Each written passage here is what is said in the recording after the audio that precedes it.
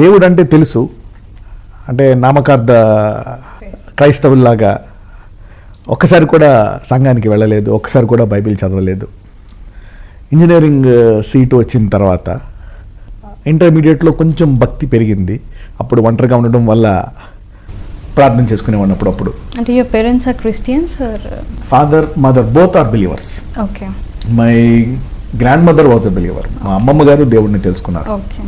నాన్నగారు తెలుసుకున్నారు దేవుణ్ణి, అమ్మ కూడా తెలుసుకుంది.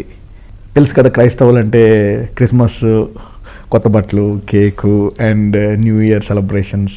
అంటే డెప్త్ అనేది తెలియదు, ఏదో బతుకుతున్నాం కానీ దేవుడు ఇలా ఉంటాడు, ఇలాగా మనము దేవుడిని అంగీకరించాలా, దేవుడు ఇలా చేస్తాడు, ఇలా నడిపిస్తాడు, పరలోకం అనేది ఒకటి ఉంది, ఆయన రాజ్యంకి మరి వెళ్ళడం కోసమే ఈ భూమి మీద మనం సిద్ధపడాలా, మరి యేసే సమస్తానికి మరి దేవుడు సువార్త ఇంత గొప్పది, దేవుడు మన కొరకు ఇంత ప్రాణం పెట్టాడు, ఇవేమీ తెలియదు. ఇవన్నీ నా ఇంజనీరింగ్ చదువుకుంటున్నప్పుడు నా రూమ్మేట్ యొక్క భక్తి జీవితాన్ని చూసి నేను అతని యొక్క ఆశా నిగ్రహాన్ని చూసి ఆశ్చర్యపోయాను.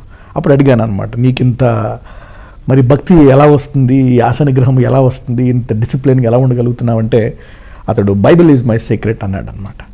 అప్పుడు ఈ బుక్లో అంత నేను బుక్స్ బాగా చదివేవాడిని, ఏంటి ఈ బుక్ అంటే అప్పటి నుంచి ఆ బుక్ని ఇంకా ఎక్కువ చదవాలని మరి ఆశపడ్డాను. బాగా చదవడం మొదలుపెట్టిన తర్వాత అది ఒక మంట, అది దేవుని వాక్యం, అందులో చేపెట్టినప్పుడు కాలకుండా ఏ మనిషి మరి ఉండలేడు. అది పూర్తిగా నా జీవితాన్ని మార్చేసింది. అప్పుడు ఆ దేవుడిని ఇంకా పూర్తిగా వెతకడం మొదలుపెట్టాను. నీవు గనక మరి దేవుడు ఉన్నాడని తెలుసు, వాక్యం చదువుతున్నప్పుడు మాట్లాడుతున్నాడు, కానీ అక్కడ బైబిల్లో ఉన్నట్లు మరి కొన్ని అద్భుతాలు నేను కూడా చూడాలా.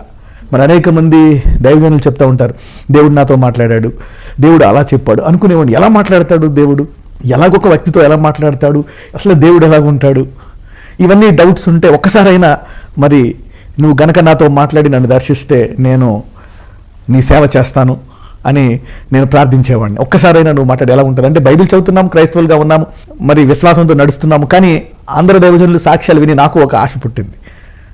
అయితే దేవుడు ఆశగల ప్రాణమును మరి ప్రతి ఆశగల ప్రాణాన్ని ఆయన తృప్తిపరిచేవాడు. ఒకళ్ళనే కాదు, ప్రతి ఒక్కళ్ళు, ఆయన పక్షపాతి కాదు.